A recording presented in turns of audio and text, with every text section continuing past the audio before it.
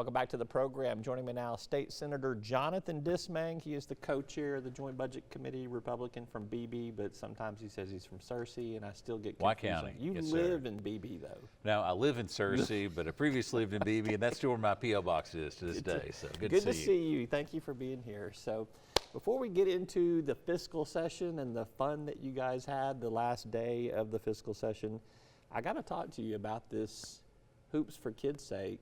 The streak is over. The Senate lost to the governor's office. Well, that's a little bit different. Come on. Yeah, that's a little bit different. I mean, I think you've got some folks that do quite a bit of training and are a little more athletic than we are. But you go back to what really matters, and that's the continued defeat of the House. And I think we're still in a good posture as far as, you know, the two chambers. We're still the upper chamber, clearly. Well, it carried over into the fiscal session apparently Yeah. here. You guys end the fiscal session this past week. The House at least adjourned sine die. Right. I guess that we've adjourned sine die. I know that that's been somewhat debatable. The Game and Fish Commission budget's not done yet. So Correct. Yeah. Explain to me what happened. Well, I mean, I think there was a push by the House to increase the salary to the Game and Fish Commissioner. It actually started back during when we were out of session in Legislative Council. We said on the Senate side we think that's more appropriate for the session.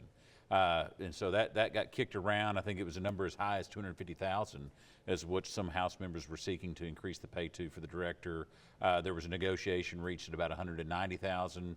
On the Senate side, we had no idea that there were any issues. We passed it out, got to the House. They felt differently, and that is perfectly fine. And in fact, 62 members decided they did not want to support, you know, the Game and Fish appropriation because of that increase. That's obviously a substantial majority. But instead of making a change, the House leadership at the time made a decision that they would essentially go ahead and make the motion to sine die at a certain date, and they would come back and vote that appropriation again the last day. Clearly, the votes weren't there for passage. We felt and still think it's really important on the Senate side that we do our job, which is to pass appropriations and set budgets. We were more than happy to make any accommodations or changes that the House would have liked to. In fact, we ultimately did an amendment to the Game and Fish, brought it down to the current salary plus 3%, which is in line with what's happened for everybody else in state government. But the House decided they still did not want to do the work and went ahead and adjourned, sine die, and went home. Again, we left the door open. We extended the session even so that they could have come back, and if they had come back any time before midnight, they would have been able to take it up. But at this point, Game and Fish is without an appropriation. How's it going to get resolved?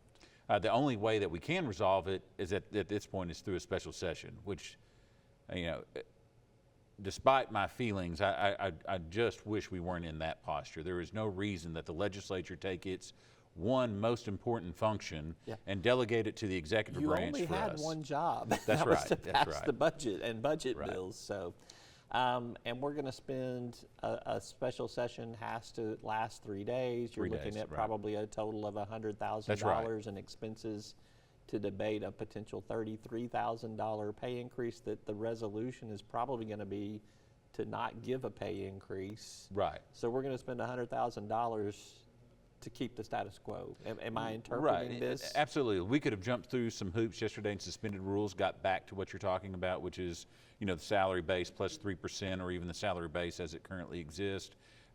Or you know, the House, if they didn't want to do some rule suspension, they could have extended it and taken it up, you know, today or the next day. Again, we're not in that. I wish we were. You know, that's already kind of ran its course, and now we're in the governor's hands. She gets to call a special session for us to do our job, and I just think we should have done it on the front end. What else could be on a special session call? Because typically these things are not one item and done. So Right. you guys have, and the governor gets to set that agenda. So are there some other things out there that you think could be percolating that could be part of it? Yeah, I haven't heard of anything. I mean, we all know, I think a tax cut is coming. The economy and our revenues are proving out that we should do an additional tax cut.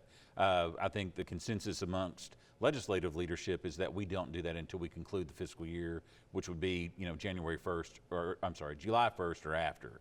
But you got to get the But there's got to be an appropriation right. before then, and that's kind of where the conundrum is. So I mean, I think that, you know, what I hope we do is just take up this one single item. We're able to do it, get in and get out. Maybe we can align it with Legislative Council Week to try to help save some money, some of the costs associated with us not doing our job a couple of days ago. But I have not heard of any other issues talked about that would be ready for a special session. What are we looking at in terms of potential tax cuts, just based on what you're forecasting will be the surplus at the end of the fiscal year? Right. I mean, you got a pretty good feel of it. I mean, we're a good 10 months in, so. Yeah, which it is a little bit surprising, I'll say. I expected we see some dips because we'd had really doubled up with the impact of the tax cut in the first 3 to 4 months of this year, based on how we, did some, how DFA changed the withholding schedules. But revenues has still proved out to be strong, even with that double hit. So again, I think with the reserves that we have in place, with the catastrophic reserve that we have in place, we're positioned to do something fairly significant, and I think the numbers justify us doing something. What is fairly significant? Give me some We'll get to ranges that point. give me some ranges that are being talked about. No, we haven't actually talked about ranges. I don't think the governor's, to her credit, she's been very prudent in, not getting out in front and saying something that we can't achieve. I think we all want to underpromise, over-deliver on this particular issue, and I don't think we'll know what that's going to be until we conclude the fiscal year. Where are we on personal tax cuts right now? What's the We are high income tax rate? is it 4.4%? 4.4. So we don't get below 4. I mean, that would be a huge leap to go another 0.4 percentage point. I think you may get close based on what if you're showing another surplus that's going to bump around $400 to $600 million, then again, I think you're justifying a fairly significant cut. All right. The state also got some news about its bond rating. Yeah, I think AAA rating. Yeah, give me a little bit of why that was significant to you. Well, number one, I think it's the conclusion of almost 10 years worth of work on the budget, and so something I'm incredibly proud of. In particular, I'm proud of my Senate colleagues because we all kind of dug in and made that a priority. Again, dating back 10 years ago, with Governor Hutchinson, and to some degree Governor Beebe. But we started setting aside reserves, knowing that at some point that we were going to set aside enough to impact our rating. That's going to lower our rating if we ever do have to borrow money for our construction project or bonded projects.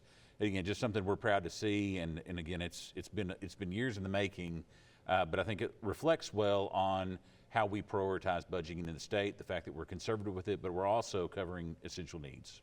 Got about a minute left. Tell me what you have on your agenda for the next regular session when you can do some things beyond just fiscal matters.